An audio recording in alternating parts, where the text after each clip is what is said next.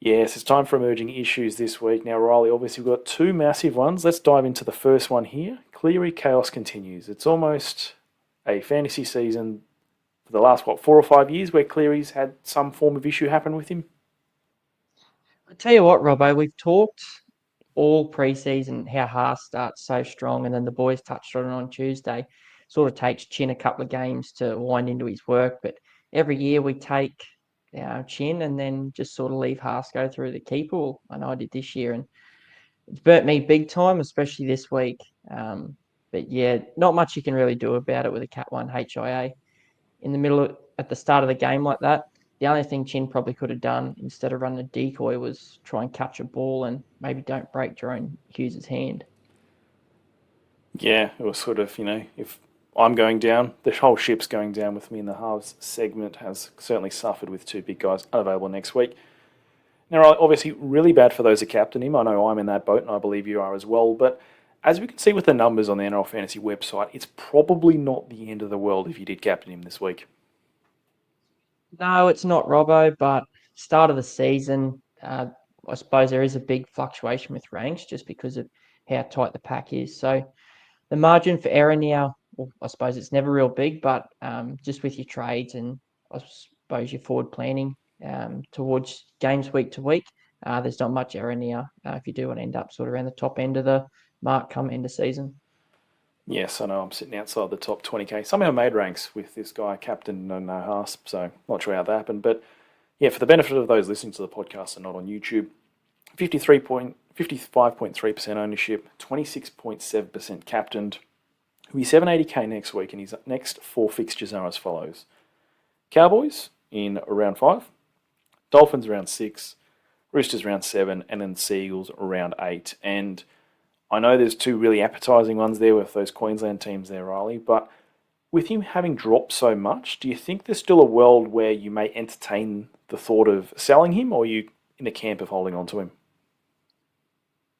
Personally, Robbo, I think there is the option to hold as it is only a 1 week. But with the Knights on the bye next week, there's plenty of relevance there with the likes of Ponga, Marju. You've got Lucas now out. We've got Duffy who's been dropped. You've got Hubner suspended for another week.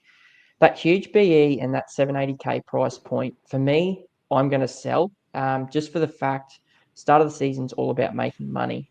And Chin's probably going to drop to high 700s, I believe. Drop straight away. For me, I'm going to probably look at punting straight to Campbell and continue to build up my salary cap. I think you can buy Chin at a discount as we're probably going to look to try and get our cap at around 12 mil by round 6 or 7. So for me to do that, I also think I need to chase a couple of points as well. Captain and Chin this week, missing out on that. So that's my thought process at the moment, pending TLT at this stage. Yeah, it's a really interesting one there because obviously Cleary is high ownership, so it is a pivot point that if you do want to take a risk against the rest of the pack, particularly those that are fellow non-Haas owners, selling him is potentially an option. Now, do you think there's a world where you will keep him? And what do you think it would take for you to keep him? Is it just other relevant guys going down and being unavailable this week, or is it another scenario that might force you into holding on to him? I think what could possibly make me hold him is the lack of depth we have in gun halves at the moment. You've got Hughes out for 2 weeks, you've got Burton out for 4+, you've got Moses out for 6+. Hines has sort of come back into a little bit of form at the moment, but we saw pre-season and challenge he was a little bit down on numbers in terms of fantasy output. And he really has surged back, taking back the goal kicking as well and sort of dominating the general play kicking. So for me, it could be a consideration to hold because of that. But I think the red dots next week is going to be a major determinant in what you're going to do with your own squad. Yeah, no, you nailed it on the head there, and on the screen here for those watching on YouTube, we've got keep the faith, and that might be holding on to Cleary. It's more just faith with what your actual process is. If your process is to take those risks early in the season and look to build that value or catch up if you haven't got that team value flowing as quickly as you'd like, you're going to be in there. But you nailed it on the head with Jerome Hughes, that hand injury. Matt Burton's out, Cleary's out at the moment, and there's a couple other halves that aren't exactly firing. It's not like the halves is the same since 2023. Of course, you saw 2024, lots of interruption in the halves. Same this year. And, at this point, I'm actually looking at my team this week and I'm probably going to be rolling with Jamie Humphries and Sandon Smith as starting halves, which was not a sentence I was expecting to say come round 4.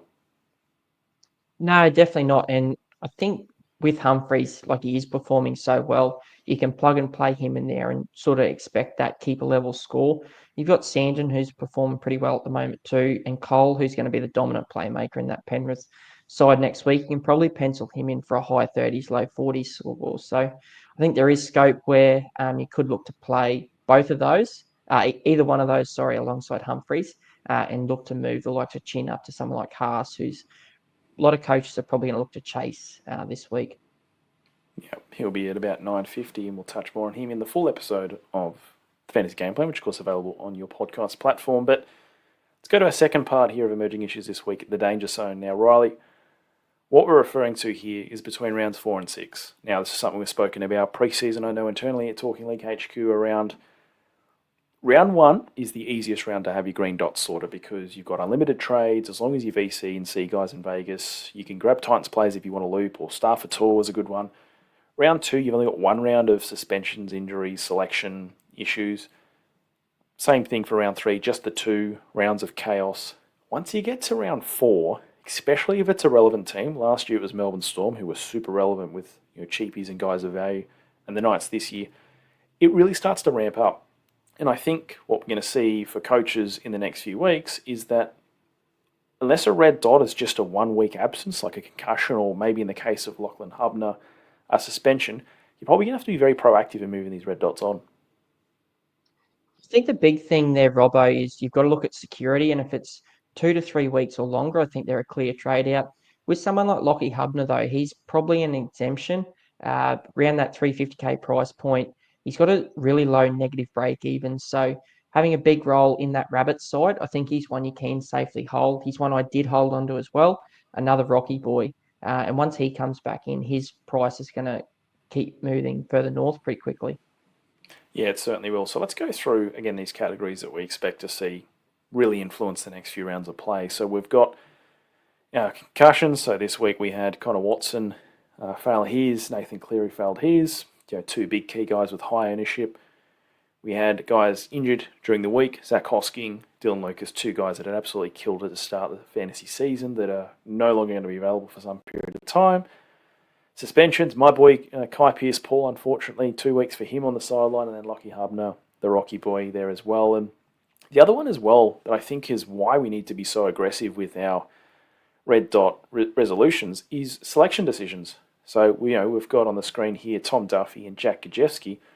These are 2 guys, in the case of Duffy, who's already lost his job, and Gajewski this week actually got less than 50% of the minutes besides starting. So not only are you going to have guys missing games, but you might have guys that you were relying on being one of your 17 scorers in round 4 or 5 that you really, really don't want to play. Definitely, Robbo. And early part of the season, the big thing is cash generation as well. And a red dot sitting on your bench isn't helping your team salary go north. Big thing for me, I look at my team at the moment. I've got 34 trades remaining. So I'm probably going to look to go pretty hard over the next couple of weeks and probably make at least 4, which I think is still going to hold me in pretty good stead. If I can use 8 trades over the first 5 rounds with corrections in terms of cashies, injuries for likes of Chin, and Hosking, I'm pretty happy with that. Yep, so let's roll into the challenge that we've got here. Right? We're trying to tread water. We're trying to keep cash going, getting the scores in, but it's those 2 trades per round, mate. And this is why 4 and 6 is the area we highlight, because we know we've got the Knights in round 4 on a bye, the Warriors in round 5. Bulldogs probably not as relevant in terms of ownership this year in round 6. It's the failure to resolve the red dots as and when they pop up in the first few rounds. They can accrue really quickly. And we saw it this week. Hosking does his hand after the game. Lucas, in training, hamstring, 6 weeks. And then we've got, Duffy gets dropped, which we could probably see coming. Jack Cole, who was maybe a risk of getting dropped, but he had a really good performance this week.